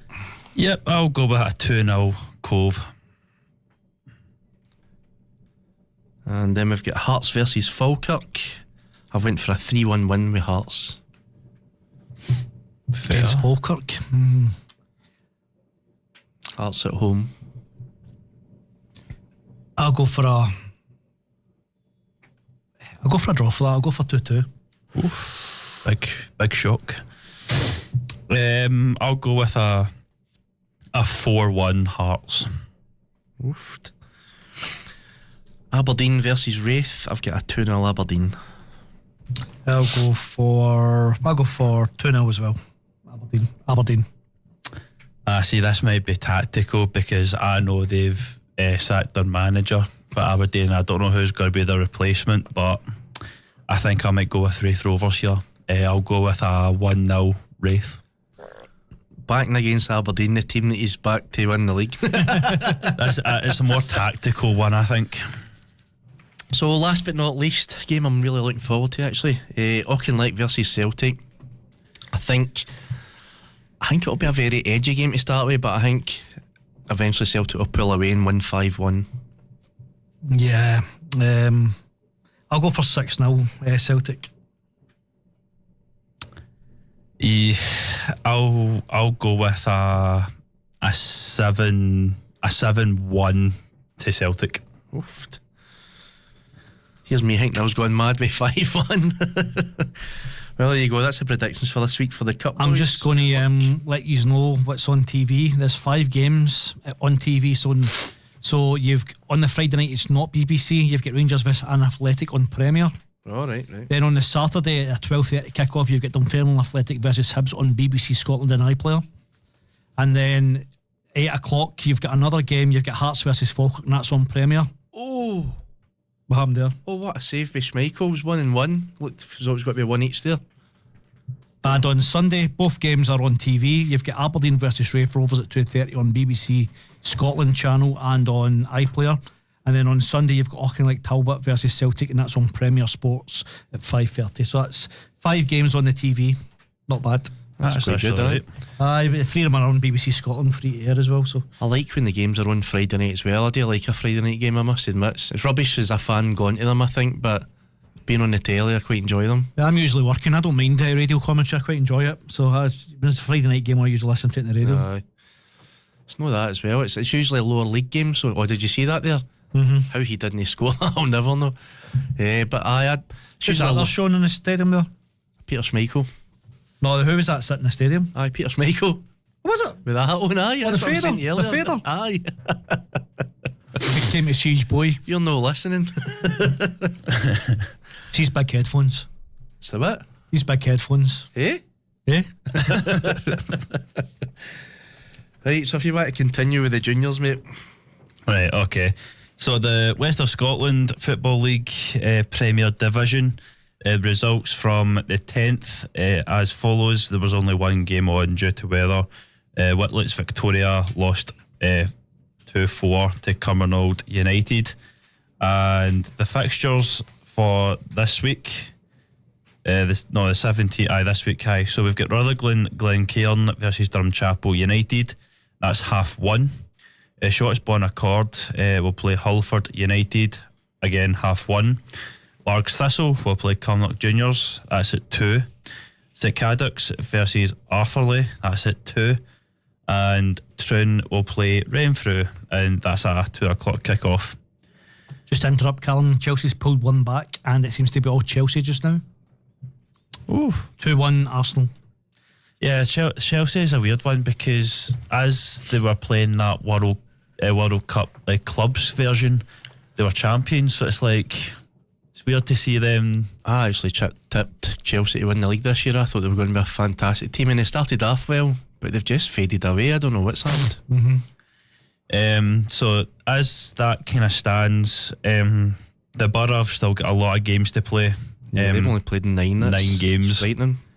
But in fairness, I was saying to one of my colleagues earlier on the day when I was at work, to be fair, it's not that bad as it seems. To think you've only lost 3 games out of 9 games, that's actually still alright. It was bad because it was at the start of the season they lost them, but they need to keep playing games. That's the thing. I mean, they've got 30 games to get through, and they've only played 9, so they've got 21 games still to play.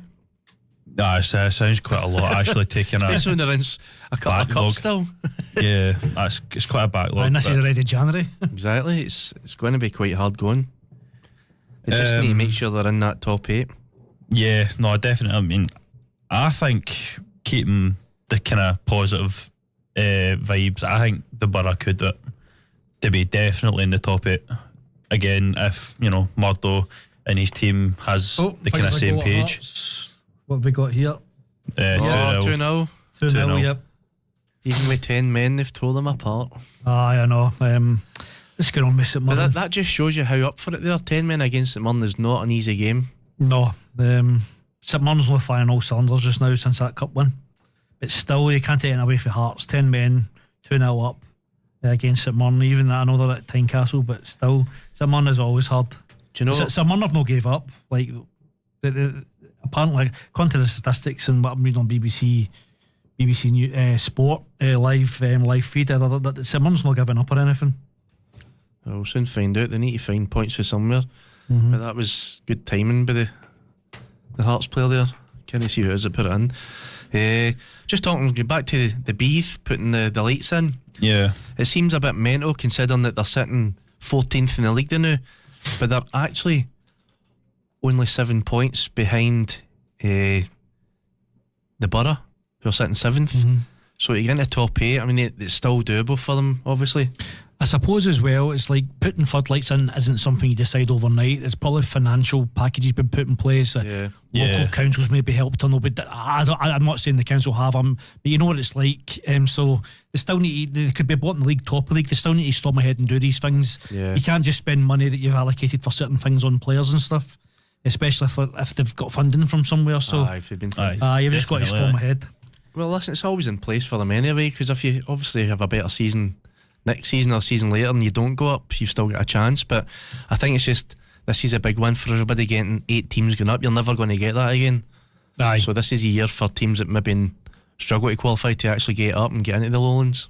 See if you add everybody together who, like for example, Borough right now as it stands don't have that licence, I don't believe. But they will have it by the end of the season, so there's actually going to be 10 teams with that licence if everyone gets it.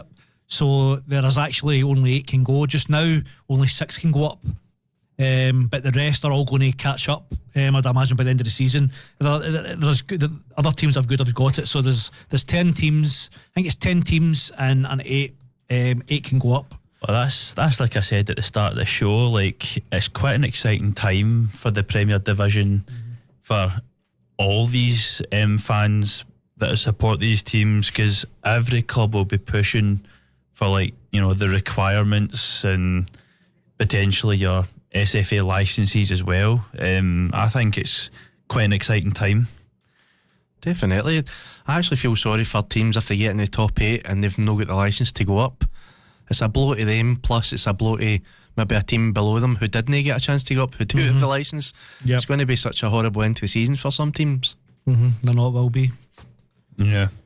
I still feel like giving that wee little bit of support to Pollock, just purely because of their troubles they've had over the years, having to sell bits outside their ground. Like, they had like a kind of joint restaurant thing that would contribute money towards the club as well as the restaurant as well. It was like a partly cooperative thing, but they've had to kind of just join that because of the whatever it was, the problems with money, I think, was a bit of an issue.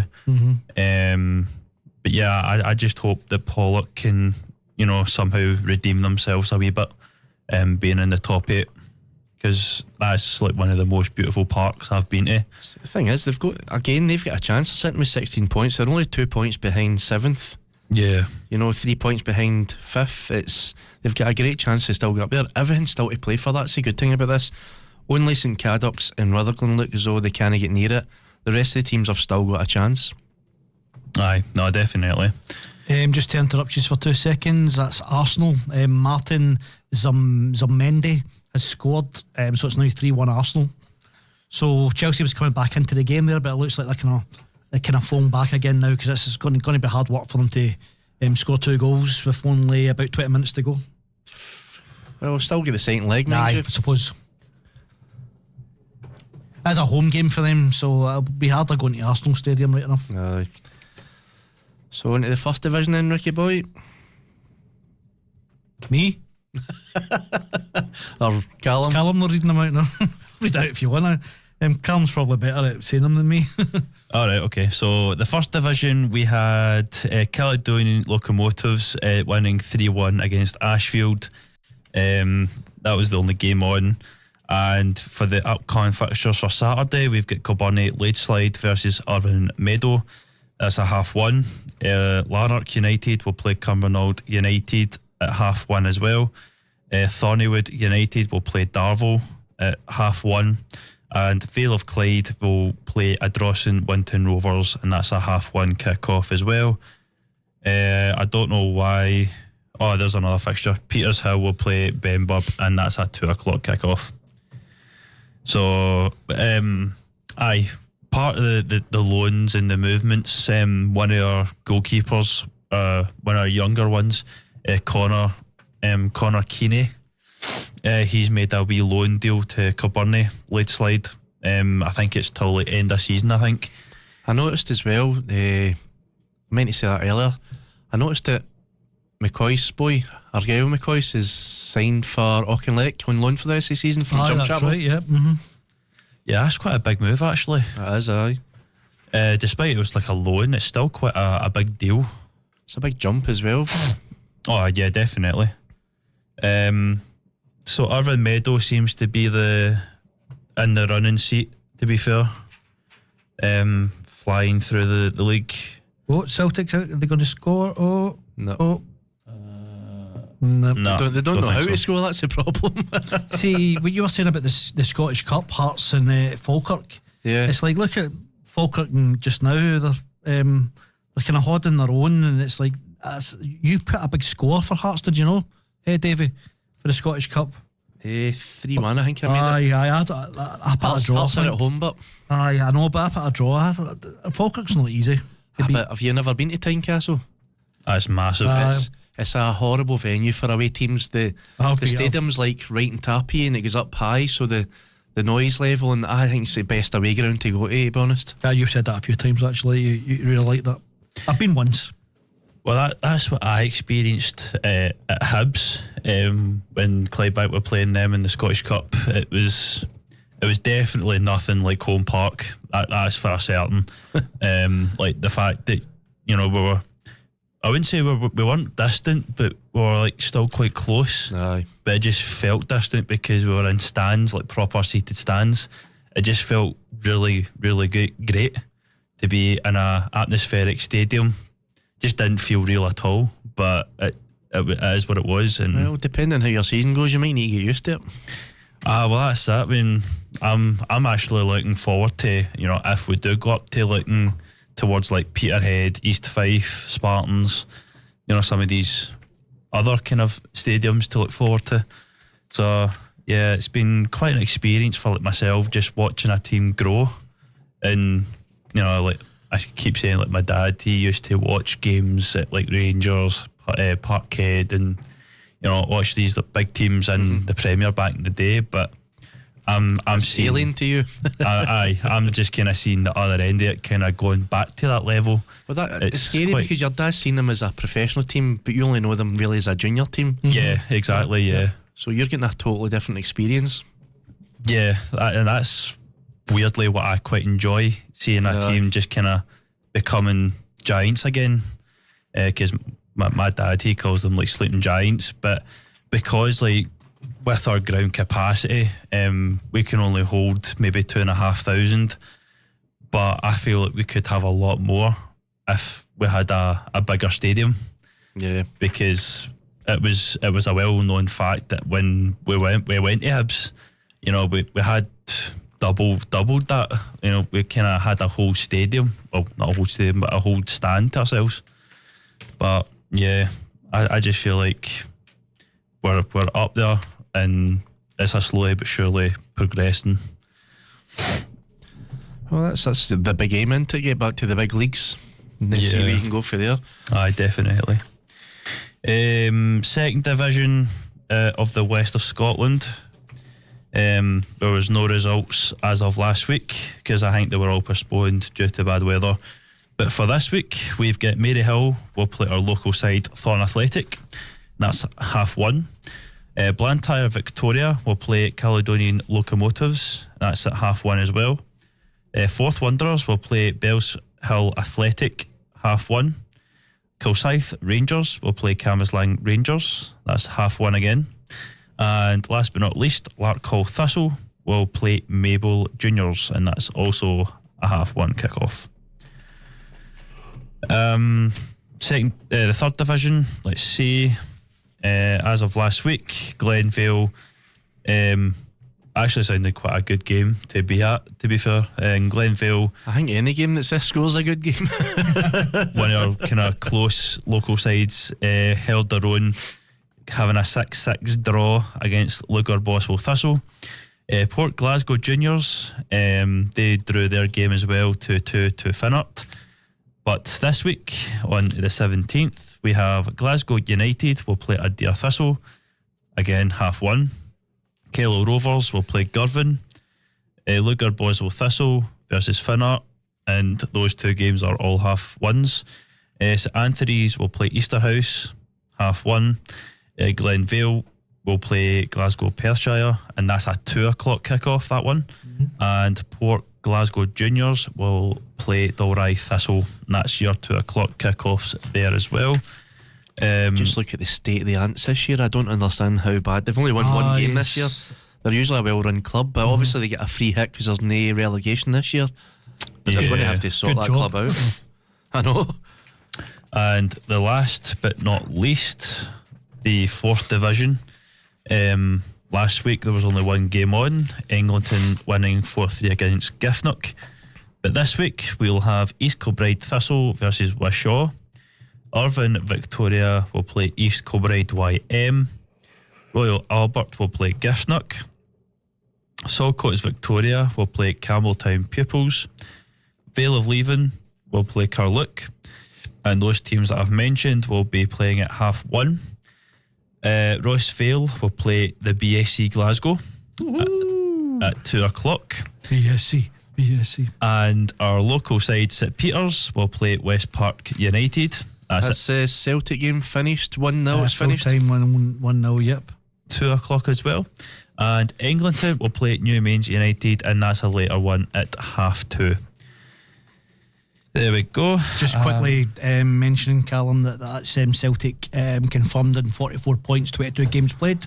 And Hearts are up just about to win 2-0. So that's everyone There's on also 22 games played except St Mirren and Livingston. Only one goal a difference between Celtic and Rangers. That's just what a mental season. That's the difference now, one goal. It's unbelievable. Just go back to this. If you remember, Irvine Victoria and East Kilbride Thistle were kind of running away with the league, and now Vale of Leven and West Park United have come up. Irvine have got 2 games in hand, East Kilbride get 3 games in hand, but obviously, and Carluke have got 3 games in hand as well. But it's become such a tight league in this league, isn't it? It's really tight. I know obviously you've got the games in hand, but you still need to win them. If that comes into a 3-4 game a week season, it's difficult to claw the points back. Yeah, it would be a struggle. But it's made that a very interesting league. If you go down to at least like say 8th position, you've got St Peters on 23, then you've got Eglinton and East Kilbride on 24, Carluke 25, East Kilbride 25, then the top 3, Irvine, West Park United and Vale of Leven on 26. So tight. It's good to see St Peters kind of in there in the mix. Aye, they were struggling at the start. And just touching on the cup games as well for like the west of Scotland, just briefly before we move on to the other sports, we've got the Cup Winners' Shield. We've got Whitlett's Victoria. They will play Crossgate's Primrose, and we've got the Strathclyde Demolition West of Scotland League Cup round 3. We've got Yoker Athletic will play Muirkirk Juniors. And again, we've got the Three Pillars Financial Planning Scottish Communities Cup round 5. Dundee Violet will play our local side, the Borough. And Pollock will play Knightswood. And Armadale Thistle will play Kirkintilloch Rob Roy. The Finest Carmats South Region Challenge Cup round 5. We've got Greenock Juniors. We'll play Glenafton Athletic, and we might have touched on it earlier in the second hour of the show that Trinane will be playing St Rocks, and that's your cup games. St Rocks, that's another one. Into the Borough need to go back and play St Rocks. Yeah, I was actually tempted to go to that game, but it was like called off. It was so disappointing because that would have been quite a really good game for you. Well, it's still to come. Right, so jumping onto the pool quickly, we'll rattle through this. St Mirren it was a sitter. The Hearts game was just about to finish. That's the last seconds of the game. So it's been a bit of an upsy downsy Christmas. The league has become so much tighter over Christmas. The results for last week was the Keystone 7, Old House Inn 0, Paterbar A1, Houston C 7, Blackland Mill 5, Lorimer 7, Pockets E6, Burns House 6, Red Fox Inn 7, the rest 2, Killockbar B 7, Hashbar B 5, Houston's D7, Paterbar B 4, and Horseshoe v Clippens was postponed for some reason. The league table is sitting with Pockets E on 22 points, the Fox and Burns House on 21 points, Houston C and Horseshoe B on 20 points, but the Horseshoe B have got a game in hand to get to top of the league, if the joint top if they win it. The fixtures for the championship for this week is Clippens Inn B versus Keystone, Paterbar B versus Horseshoe B, Hashbar B versus Houston's D, the rest versus Killock B, Burns House versus the Red Fox, Lorimers versus Pockets E, Houston C versus Blackland Mill, and Old House Inn versus the Paterbar A. That's the game finished there, 2-0 Hearts. And quickly going on to the Premiership. The results for last week were Clippens Inn A7, Horseshoe A 3, Hashbar A7, Killockbar A 0, Pockets B7, St Peter's Club 3, excuse me, the Hazel 4, Pockets D7, Lockheed 7, the Heritage 5, Houston's B6, Pockets C6, River Inn 7, JB's 3, and Pockets A versus Houston's A was postponed. The fixtures for this week is JB's versus Clippens Inn A, Pocket C versus River Inn, the Heritage versus Houston's B, Pockets D versus Lockheed's, St Peter's Club versus the Hazel, Killockbar A versus Pockets B, Houston's A versus Hashbar A, and the Horseshoe A versus Pockets A. And the league at the top is sitting with Houston's B. They've lost their first game through the Christmas period and drew one. They're sitting on 23 points. Pocket C, 22 points. Must have been hungover, mate. Aye, Stevie Manley in it. Killockbar A and Horseshoe A are on 20 points, and Hashbar A and Clippens A are on 19. So very tight leagues going into I think this is the last week of the first round of fixtures, and that's us halfway and then kicking back off again for the next half of the season. Cool. Nice one. Well, all kind of panning out sounds quite good. Yep. Just to confirm, that's Hearts 1-2-0. So they continue their 6-point lead at the top, and Chelsea have pulled one back, so it's now 3-2 to Arsenal.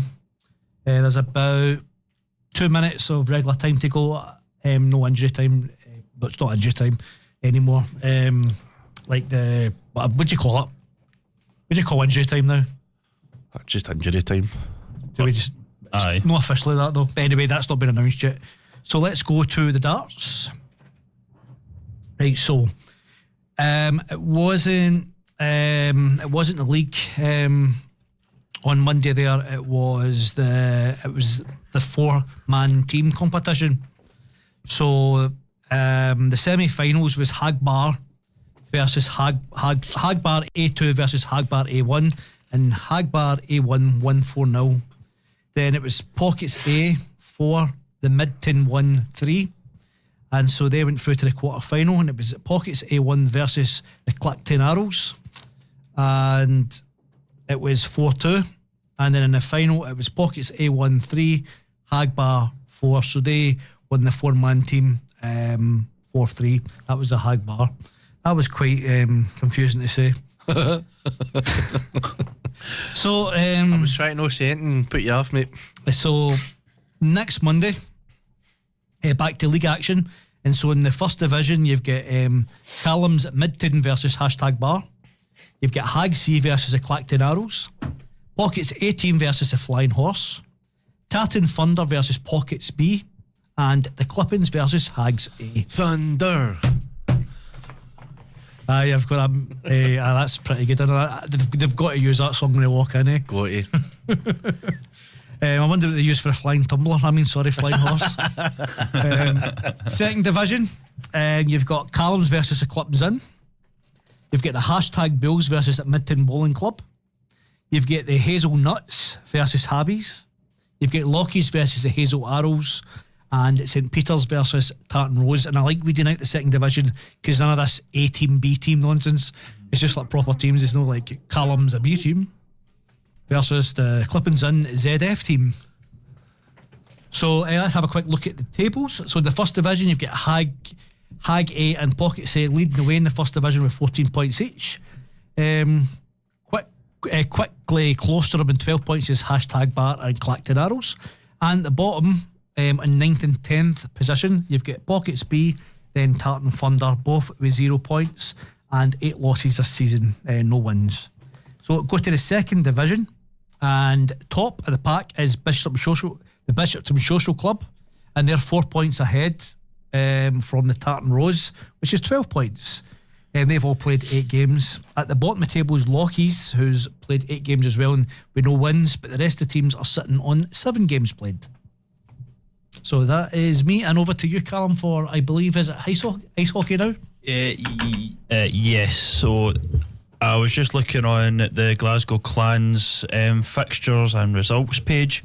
So it turns out Friday the 9th of January, Glasgow Clan were in the arena at Braehead, winning 5-3 against Sheffield Steelers.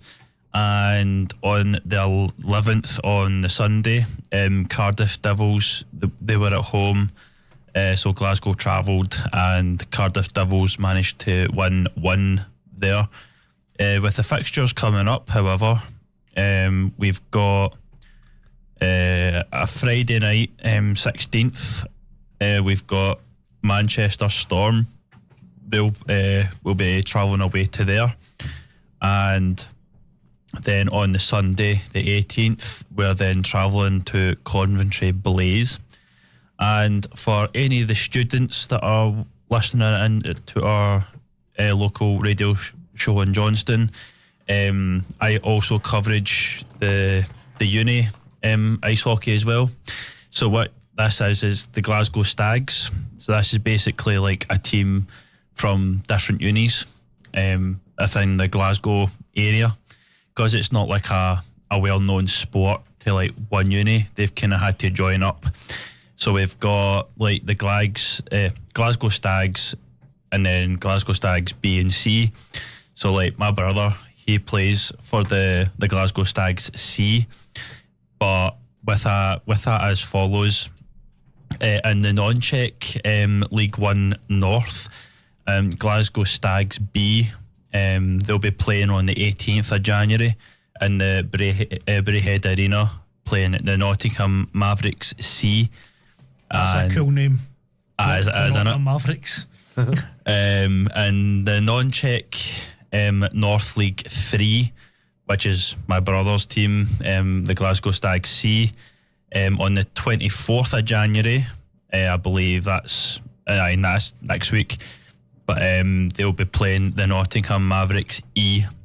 So there's not really much happening, to be fair. As well on the 24th, as well in the non-check North 1 division. The Glasgow Stags B team, they'll be travelling to the Nottingham Mavericks C. But yeah, and then there's like further fixtures that are further down the line anyway, which I can always cover next week. Yeah, and keep us up to date over the coming weeks. But that's pretty cool about your brother being in a team and you being involved as well. Yeah, so like the non-check leagues North, that kind of covers basically like kind of Leeds, Manchester, going up the way. So it's quite a travel for some of these students. Like Manchester Metros, they're down in England as well as Newcastle. Then there's like other ones as well, like Nottingham, Leeds, Sheffield. So there's like quite a lot of English teams that are kind of based in the north of England, kind of more like nationally. Yep. Yeah. Kind of thing. So yeah, he travels a lot, but yeah, he enjoys it. So that's me up to date with the ice hockey. Thank you very much. Sounds good. So we've just under 5 minutes left. They've got the Chelsea-Arsenal game on, Ricky. What's going on there? Okay, Chelsea's not going to put one back in like 2 minutes, I don't think. Chelsea can't get the ball for Arsenal, so I think it's going to be 3-2. Arsenal's just kind of knocking the ball about up and down the park, as you can see, back to the keeper, back down again, but they're keeping possession, so pretty confident that Arsenal will come out top on this game. As you mentioned earlier on, Davey, they've got to play again. So yeah, I actually thought it was at the Emirates, mind you, but they've still to go to the Emirates. Oh, that's a penalty right there. Aye, it's a penalty. Oh, for 4-2 in the last minute. Oofed. Oh no, it's offside, was it not? Was it? I think that might have been offside. I think we should call that back. Then, because that was going to be a penalty there. Let's see if it is offside or not. I think it was like Gabriel Jesus that. Oh, he's offside. Aye, that is clear as day. He's away for a bus. Yeah. Mm-hmm. He was lucky there. The referee, the linesman, well had that. He was lucky. Lucky. He's definitely lucky. Aye. Well, it's definitely glad to be back in the studio talking about our favourite subject to our listeners. We'd also like listeners to get more involved this year. If you give a wee text into the WhatsApp. The WhatsApp number is 07463 866 186. We'd like to hear your opinions on all these things as well. Thanks, David, for putting the number out there 5 minutes before the end of the show. I mean, for every other show, we'll start getting out the number at the start, to be honest, because we want more interaction. And yeah, I'd like to get the phone lines open as well and get some people. Well, in. I was just about to say, the hotline. I think that's quite cool. Waiting on our delivery of the mugs as well, the Johnstone Sound mugs, that we will start doing competition time against the listeners, and obviously if they beat us then they win a mug. Yeah, that would be pretty good. So we're just waiting them, they'll start getting that up and going. But yeah, more interaction with listeners, I would like that to start. Yeah, no, I think that'll be quite cool actually, making a kind of show more interesting, see what other people think about, you know, the Premier, see what their kind of club situations like as their kind of pundits as well. I think it'd be quite cool. Yeah, well, we've got wee Davey on the line. Come on, Davey. Alright, well, is that you? Just letting you know I'll give that 20 quid all you next week. Speak to you later, mate. You Tom Arika. And we'll need to watch for the sweary words and all that as well. See how it goes. Yeah, we'll need the button. Maybe get the tech guys to set it up. You'll be able to press a button where like all of a sudden, you get 3 seconds to press it and it'll block out. Here, wait a minute. You know we're tech guy? I'm a technical guy, but I don't know too much about this stuff. Probably when it comes to the radio, there's a good few people that knows a lot more than me. It's quite interesting doing something new. It's really interesting. Yeah. Full time, Arsenal 3, Chelsea 2. Actually sounds not like a half bad game. It sounded alright. Sets it up nice for the next game as well. I mean, if Chelsea came out and score early doors, and what's the script with this now? Have they done away with the away goal rule down there as well? To be honest, I'm not sure. I think they have, I'm not sure, but I think that was the best thing ever to happen in Europe, because what used to happen was teams would beat you maybe 2-0 at their home and then come away and park the bus. But now it forces you to have to play while you're away as well. Nope, the English League Cup's done away with the no-league goals rule, so two-legged ties only occur in the semi-finals. Basically, that will start. Basically, Arsenal will be one goal up. So Chelsea needs to score one goal, take it back into tie. So listen, folks, we've got 45 seconds left. It's great to be back. We hope yous are all back listening next week. As I said, we'd like yous to join in more and more through the season. It's probably the best season I can remember in my lifetime for all three teams going for it. It's a big window for all three teams. Celtic's fallen behind in the window so far. Hearts and Rangers have got players in the door. Is it going to be enough? We'll soon find out. But as it sits right now, it's Hearts 6 points ahead. So from me, it's a good night. And it's a goodbye for me. And a goodbye from me. And hopefully we'll get a wee Ricky mistake or two next week again. Oh, guaranteed. Bye for now, folks.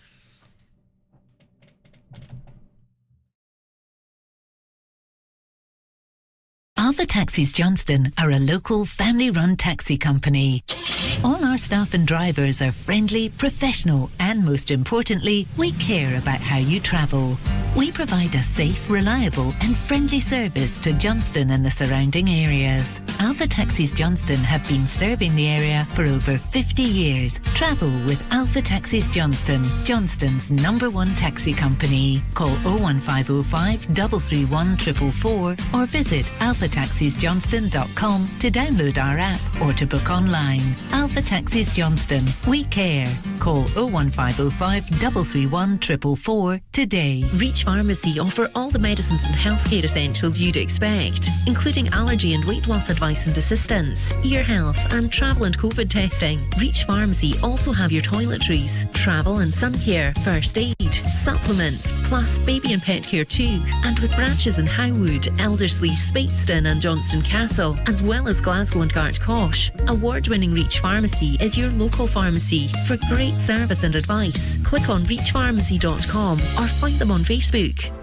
Groomies and Zoomies is Johnstone's newest dog grooming salon, located